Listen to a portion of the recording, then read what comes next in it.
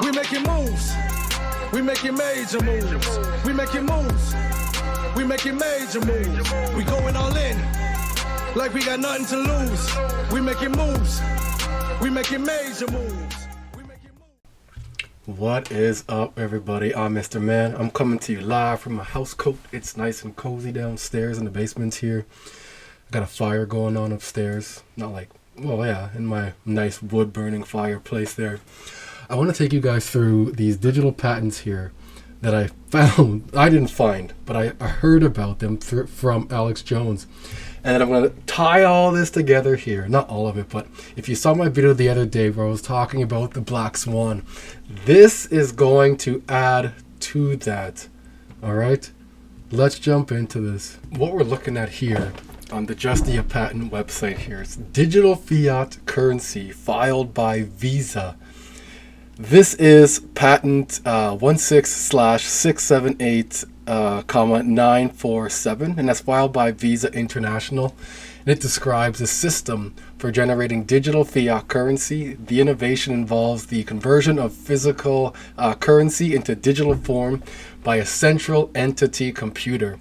This digital currency is generated for a specific denomination and is linked to a serial number, along with the currency type of the physical currency itself. The system also includes mechanisms for validating and administering the digital fiat currency. The patent is currently pending before the UPSTO or the USPTO and lists Simon J. Hurry and Alexander Pierre as the inventors. So that's a summary of what we're looking at here. This here is the patent for digital fiat currency in the US. This is Congress.gov, HR 6321, Financial Protection and Assistance for America's Consumers, States, Businesses, and Vulnerable Population Act. Remember that video I showed you guys the other day, the 20-minute one, where that guy was saying, unfortunately, I live in America and I know how America acts or how the financial system works in America there, and he breaks it down to start talking and telling you all about it. Well, we are going to dive into that legitimately, okay? We just learned about the digital dollar patent from Visa, and now here, the term digital dollar shall mean a balance expressed as a dollar value consisting of digital ledger entries that are recorded as liabilities in the account of any Federal Reserve Bank, or an electronic unit of value redeemable by an eligible financial institution as determined by the Board of Governors of the Federal Reserve System. The digital dollar wallet.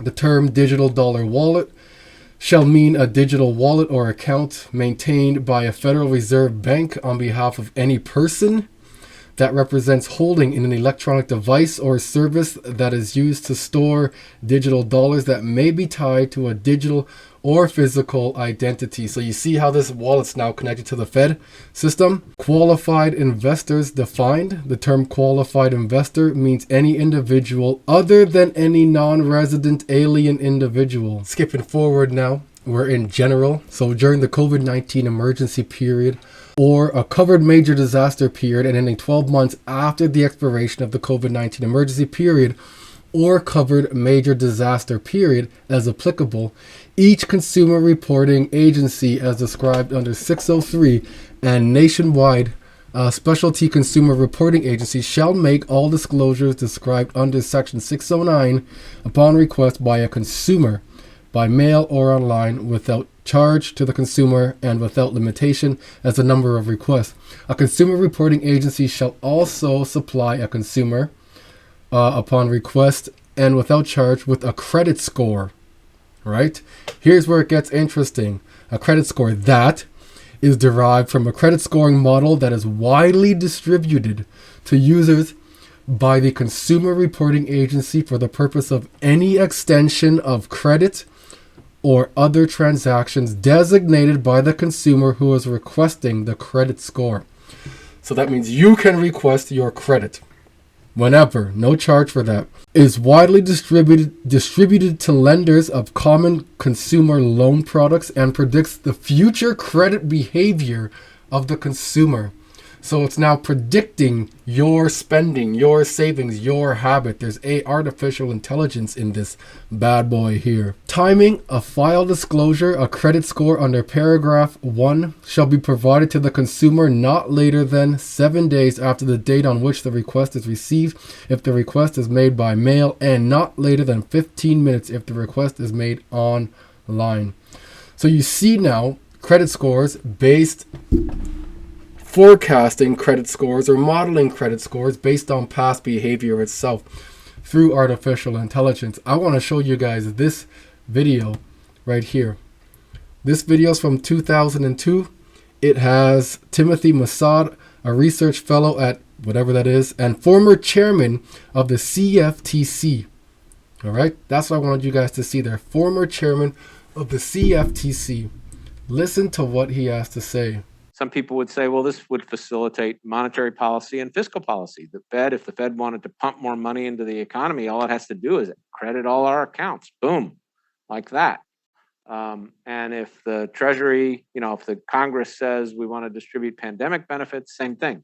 We have accounts for every American. We just give them the benefits right away. It's programmable.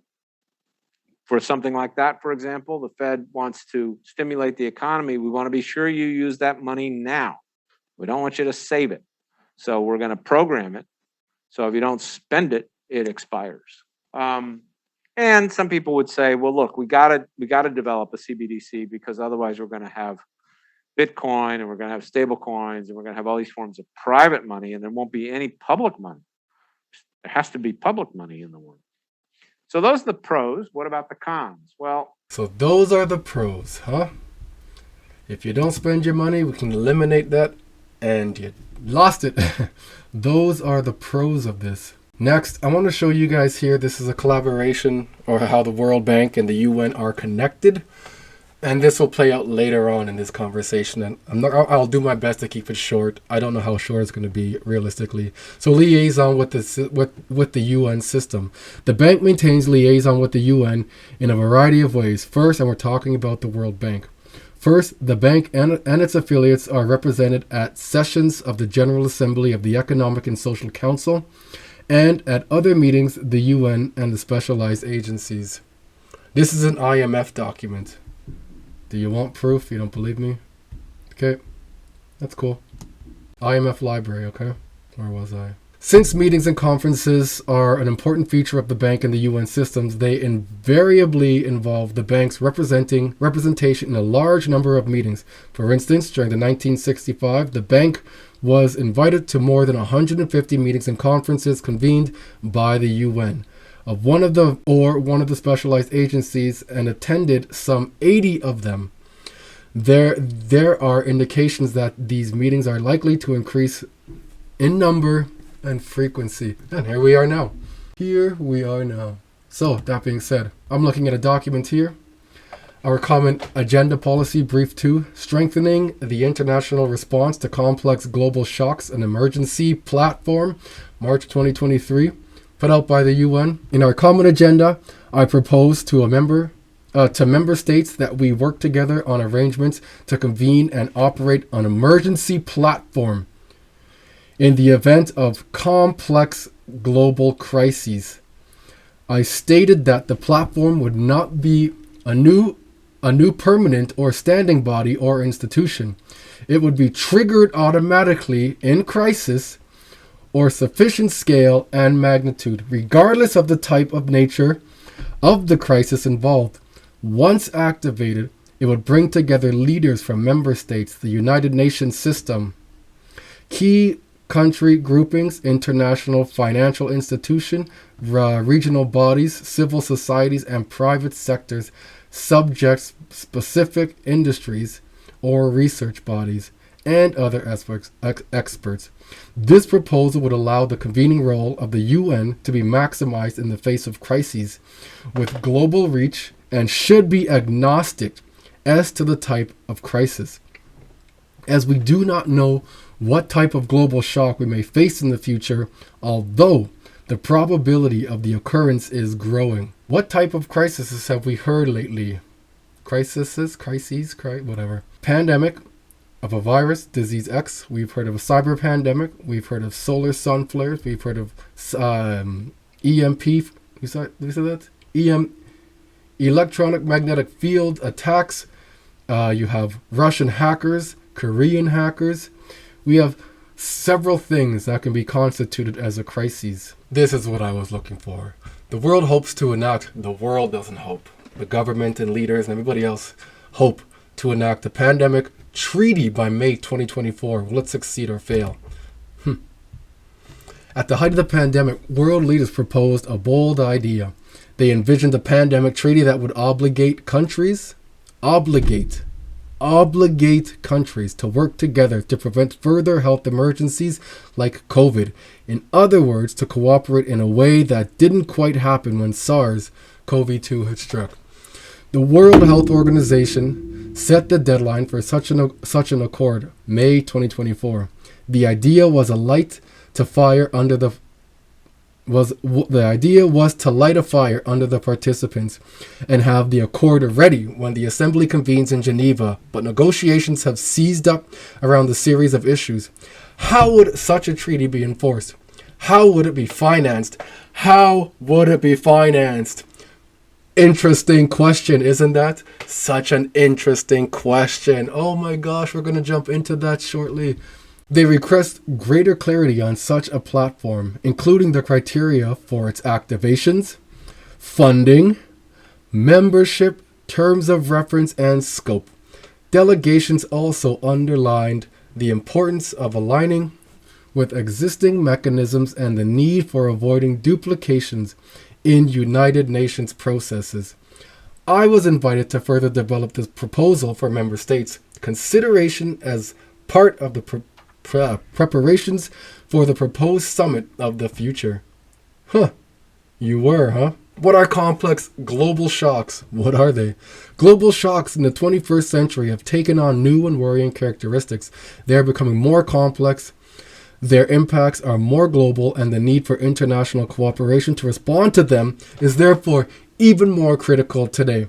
The complexity and acuity of the potential global shocks we face outstrip the existing capacity of the multilateral system to sufficiently manage these risks. A complex global shock, right? We were just talking about these. The gentleman in the last video has stated that the Federal Reserve will be doing that. That's also known as a black swan. And I'll prove it to you. The UN also calls this a black swan. This is right in their documents. Right in their documents. I'm not even making this up. Consequence for significant proportion of the global population. That leads to secondary impacts across multiple sectors. In the 21st century, the world has already experienced at least two complex global shocks, the COVID-19 pandemic and the global cost of living crisis in 2022. Globalization and our increased interconnectedness have delivered many benefits over the past 3 decades, but they have also become a potential source of vulnerability. A shock in one of the countries or sector can quickly have knock-on consequences across the world, often in unforeseen ways. In recent crises, we have seen how cascading impacts from one sector can reverberate into other sectors, which can often have adverse implications for international peace and security. I'm not going to say who causes that, right? They're just here to fix that. We don't know who causes it. We just read documents. That's all. I'll bring you into the crypto realm in a bit, because this is all connected. Like that TV show on Netflix, TV show on Netflix, Manifest, where they talk about everything is connected. This is all connected. Global economic stability and the sustainability of our planet. Separate global shocks can occur simultaneously and interact with one another in both foreseeable and unforeseeable ways. These interactions can cause each separate shock to amplify in scale and severity, which means it's going to get worse and worse and worse. What's going to happen? We're going to have bank failures. We're going to have commercial mortgage-backed security failures. We're going to have people failing and foreclosing on their properties. We're going to have hyperinflation. We're going to have threats of EMPs and sun flares. We're going to have cyber attacks from Korea, cyber attacks from North Korea, cyber attacks from Russia. We're going to have pandemics of anything you can like. I don't even know, man. It's just going to be wild. So buckle up, you guys. I honestly hope, not investment advice, just what I'm doing. And I want to pass this on to you guys because I care about each and every single one of you guys. Make sure you hold gold. Make sure you hold silver. Don't have it custody somewhere else. Hold it physically in your hand, in your house. Hide that. Get cryptocurrencies, good cryptocurrencies. I would like to suggest cryptocurrencies that adhere to global standards. Standards such as ISO 20022. You can also find them on the ISO 4217, I believe it is, which is the money code or global currency code. Typically, if they're not associated with the country, they're known as X. X is the non-jurisdictional global currency codes. So for instance, if you have BTC as Bitcoin, it's not known as BTC, it's XBTC, I believe it is. XBTC, which means it's cross-jurisdiction multilateral. XRP, XLM, XDC. Do you see the trend here? They're not just, they weren't made like that by chance. They weren't made like that by chance. This has been a plan set up for years. Years and years and years. Current global dynamics, such as climate change and rapid biodiversity loss, heightened geopolitical competition, and socioeconomic inequalities, could all interact to intensify the impact of a future global shock. Such shocks hit the most vulnerable and marginalized people on the planet the hardest and leave them in a state of chronic susceptibility to future shocks. So as we learn about this cryptocurrencies here and what's going on, what do we hear all the time? Sustainability. What do we hear beyond sustainability? We want to bank the unbanked. We want to reach the people that are going to be struggling through this, right? That's what we want to do. That's what they want to do. Remember when I've been talking to you about the Stellar aid? Stellar is working with National Bank of Ukraine. They're working with Tascom Bank, along with DIA, along with Bit Inc. for technology, and Stellar itself, along with USDC as the money moving along those rails. In collaboration with the UN. The UNHCR is what they're known as. Not every crisis or shock should be classified as complex or global. Some emergencies will only require a sector-specific response. Similarly, local, national, or regional shocks that do not have global consequences would not necessarily be categorized as a global shock. Not necessarily be categorized. Not necessarily. We must be ready to respond to a range of different global shocks in the future. The type of global shocks the world might expect in the future are uncertain. We're faced with a range of different risks that could result in global complex shocks. A range of risks. Why do they know this? Why? Why are they the ones who know this? Right? And do they expect just the average person to know to go on their website and start reading this stuff? I'm a grown-ass man in a Spider-Man mask, and I'm here reading this to people, right? So that alone tells me that not a lot of people go to these websites and read these things, because there's no advertisement for these things. There's no commercials for these things. There's no pamphlet for these things. They're not going around door to door, knocking on people's door and handing these PDFs out. Or the government suggesting during a crisis, you should use this QR code, go to this website and read this document in terms of preparedness. Most people don't even know who the World Economic Forum is. Most people don't know who the World Bank is and what the World Bank is. No idea what the IMF is. None. Absolutely none. So why would they think to go to look to these things, to go and read them? And then they pull their stats and say people don't even know to read these things, and the average person, they call us the normal person. The normal person doesn't know how to do. Yeah, my ass, we don't.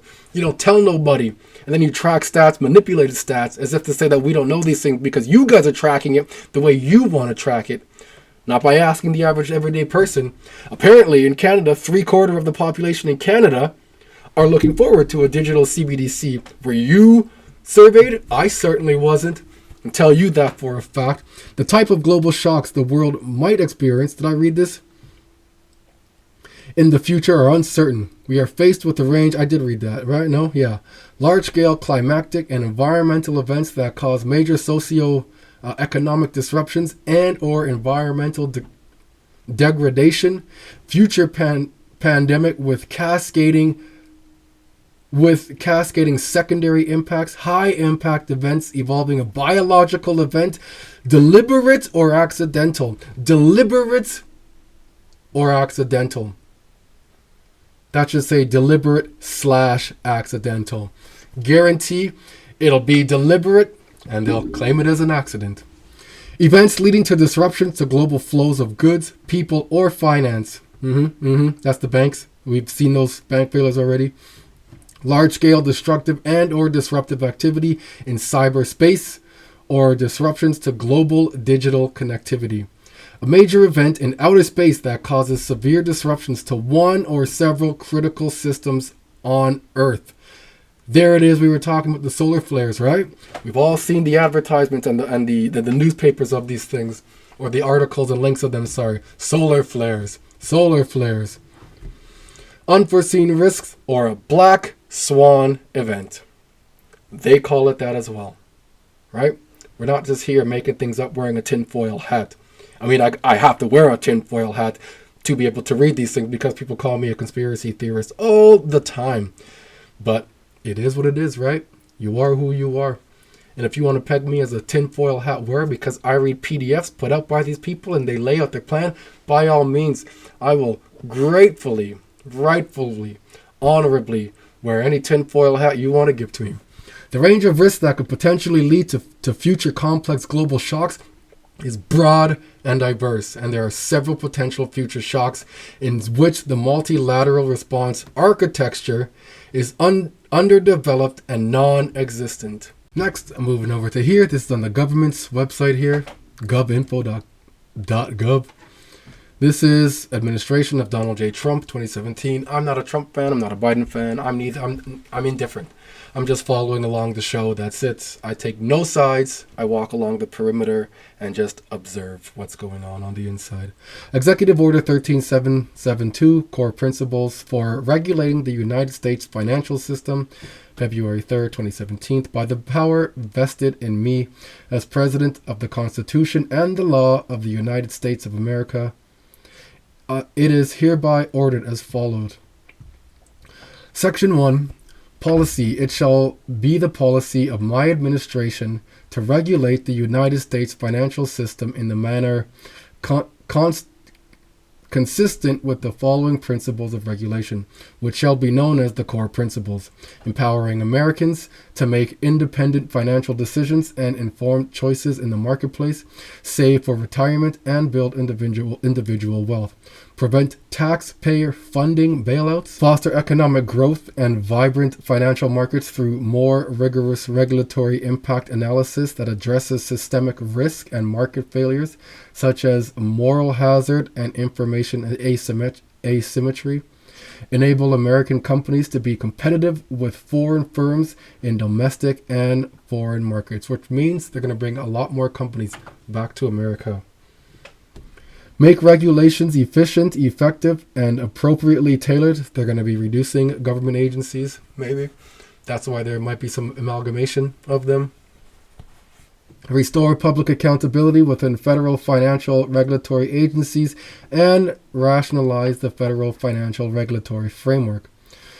Directive to the Secretary of the Treasurer. The Secretary of the Treasurer shall consult with the heads of the member agencies of the Financial Stability Oversight Council and shall report to the President within 120 days of that date of this order and periodically thereafter, and to extend to which existing law, treaties, regulations, guidance, reporting, and record-keeping requirements and other government policies promote the core principles and what actions have been taken and are currently being taken to promote and support the core principles. This order is not intended to and does not create any right or benefit substantive or procedural enforceable at law or in equity by any part against the United States, its departments, agencies, or entities, its officers, employees, or agents, or any other person. Donald J. Trump. Notice that's US or United States lowercase, not all capital, like the corporation or entity. That's, I find, is very interesting. And then here's the actual EO put out now, the executive order, July 18th. You saw the number up there, right? Where does this say it? Right there, executive order 13772. That's what I was reading to you back here. 13772, the core principles from Mr. J. Trump, all part of the show. And now I'm not going to read this to you. I just want to type in this. I'm sure most of you guys have seen this already, but Ripple is in this document here. And this document is participants in the order, in the executive order engagement process. So in terms of engagement, these people were the ones they were the think tank, essentially, to help write up this executive order. That doesn't mean that Ripple's products are going to be used, but it does mean that Ripple and their employees or their high-level committee had been a part of this executive order. Along with this executive order, there's some other names in here. TD Ameritrade, the clearinghouse, payments, because it involves the money, right? It's all about the money. You have Plaid over here, PayPal over here, United Income, Vanguard, there they are, Invesco, and JP Morgan. So recently we had a rush or a surge of Bitcoin ETFs come out, and everybody heard the famous names. You know, you heard ARK Invest, you heard Grayscale, you've heard VanEck, you've heard BlackRock coming out with theirs, but some of the quiet names that have come out with theirs as well. Here we have Vanesco's Galaxy Bitcoin ETF as well, filed with the SEC. All right, this is their document. And ironically, in here, they're also bringing up the Ripple case for whatever reason. I couldn't tell you why. Could not tell you why. I mean, other than to make note of it. Why? Why do you have to make note of it in a Bitcoin ETF filing? That's my point of bringing that up. This document here by the IMF has RippleNet. Talking about RippleNet, let me give you a brief summary of what they're talking about. The document mentions RippleNet as an example of the platform that aims to compete with traditional payment systems such as THC, this is the clearinghouse, ACH, THC, RTP, real-time payments, and the Fedwire funds service, which are only accessible by banks. RippleNet provides the software and the rule book for transfer mechanisms with financial intermediaries functioning as nodes and participating in the consensus mechanism. This allows for a payment infrastructure outside the traditional U.S. payment system, being SWIFT, for both U.S. and other virtual currencies. And we already read the patent from Visa about digital currencies, right? And we saw HR, whatever it was, HR 63, whatever it was, stating that they have means to implement a virtual digital currency should there be a crisis of things. We had gone through the UN document there, stating they now want to form a collective group to be able to implement certain acts should a crisis arrive, right? And that includes outer space now, too. One of the things they were mentioning there was the funding. How are they going to fund these projects and this product? So here we are here. This is cross-border fast payments. This is put out 2021 by the World Bank. And we saw the World Bank and the UN have connections already. We heard about the Stellar connection with the UN and World Bank. Now we're going to talk about Ripple. I'm sure Stellar's in here too, actually. World Bank's all up in his joints. I believe I showed this document before as well. But in here, they talk about Ripple, RippleNet, they talk about the World Bank, they talk about UN, they talk about the G20, the G20's roadmap. Why? Why do they just coincidentally talk about Ripple and the G20's roadmap? Are they talking about Chainlink and the G20 roadmap? Nope. Are they talking about Quant and the G20 roadmap? Nope. I have nothing against these projects. I like these projects. But they're not talking about them in this framework here put out by the UN. Or the World Bank, sorry. Right? What is this? This is part of the World Bank Fast Payments Toolkit. This is their toolkit. They are suggesting that you use RippleNet. Get on board. The train is leaving the building. Choo, choo, motherfunker. And people think that, I keep saying it's going to be a stable coin. And they ask me, Was it going to be $1? Take that notion out of your mind. How do you have 100 billion XRP and it be $1? How? How does that logically make sense? If anybody moves anything worth $100 billion, you have all the XRP utilized already. The World Bank is suggesting this. China is now involved in this. The East is involved. The entire BRICS nations is involved, right? The entire BRICS nations is involved. These guys are working in lockstep together to create this platform. This has been a plan created years ago, set in motion years ago, just moving slowly. And now that we're reaching the end of this plan, you're going to see it pick up. It's already picked up. I feel it on the daily. I'm sure you do too. Because all of these things affect us. Emotionally, spiritually. Like it affects us. And you're going to see it come to an end soon. But when it comes to an end, just know that there's a beginning. But before we get to that end, you're going to notice a lot more negativity in your real world. So stay focused. Keep your mind clean. Focus on working out. Focus on taking care of your health physically. Focus on taking care of your health mentally. Focus on your personal self-care. Make sure you are aligned to the higher vibrations. And I'm not trying to sound cheesy here, but this is legit. Make sure you are aligned to the higher vibrations, or you will get caught in a vicious cycle of this is taking too long. This is taking too long. This isn't your timeline. You can't rush it. If you think it's taking too long, sell it and go live your life and do nothing about it. If you have the patience to invest in this and hold it, just don't fuck this up. Invest in it, set it, forget it, walk away, go live your life. You don't have to be here focused on it every day. But if you want to learn about what's going on, by all means, let's do this together. But you don't have to be here focused on this stuff every day. But the more you know, the more you grow, the more you can help your friends and family. Because in the U.S., you heard that professor there state that on some of the positive things they can do is freeze accounts, force you to purchase things that you can only purchase things that they want you to purchase. Those are the positive things. Makes you wonder what the negative things are, huh? Yeah. Anyways, hope you guys found some value in this. Let's catch you on the next one. Love y'all. Dear colleagues and friends, as you know, there have been several reviews of the global response to the pandemic with many recommendations for strengthening global health security. They all recognize the need for better systems and tools, better financing, including for global public goods such as vaccines, better global governance, and a stronger, empowered, and sustainably financed WHO. To connect and underpin these ideas, I believe the time is right for an international treaty or other legally binding instrument to provide the framework for a more coherent and coordinated response to future epidemics and pandemics. Whatever new structures or mechanisms are established, they must promote equity and galvanize the engagement and ownership of all countries. They must be multi-sectoral, involving partners from across the One Health spectrum. They must be coherent with the international health regulations.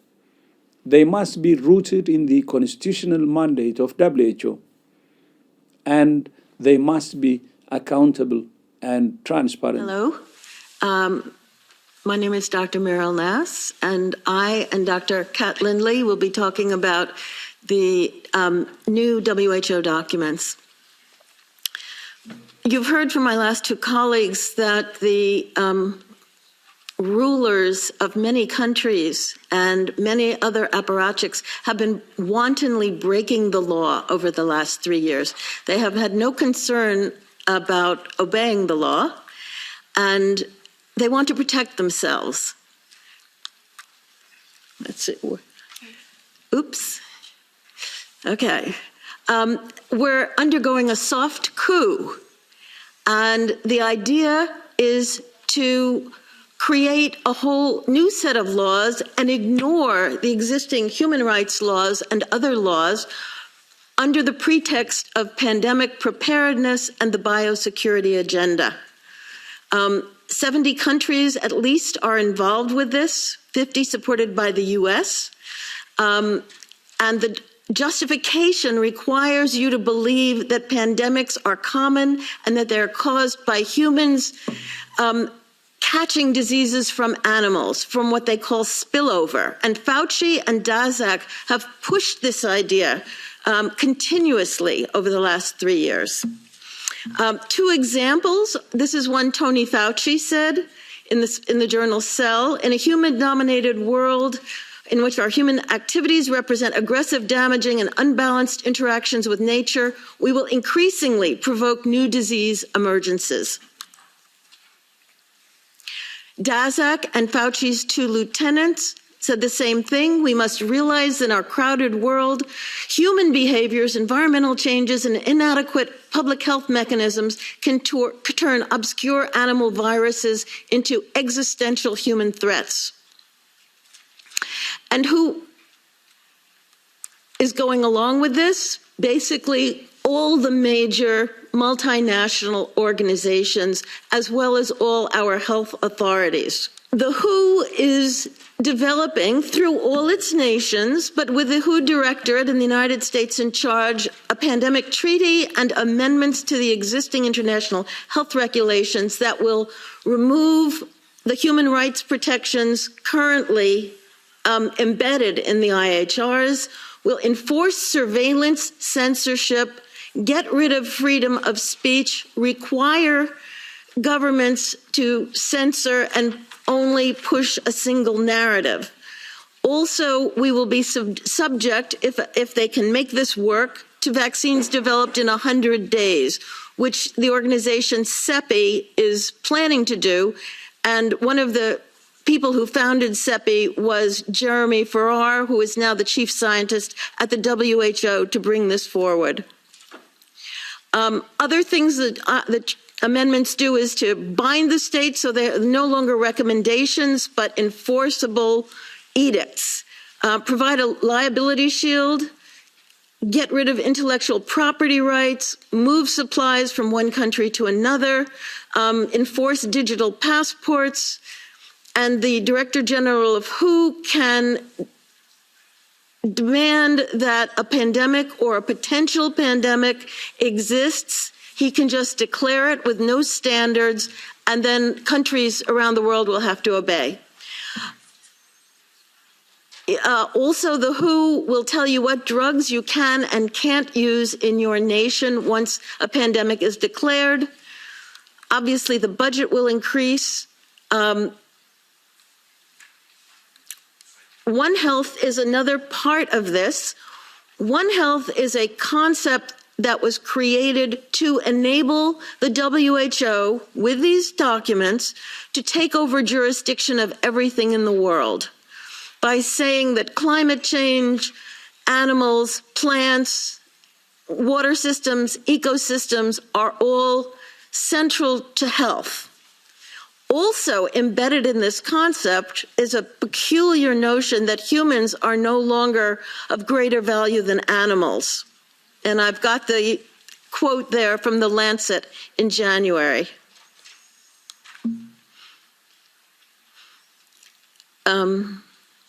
Nope. Yeah, no, I had one more. Oh, okay.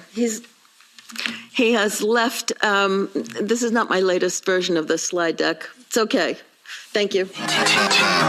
We making moves. We making major moves. We making moves.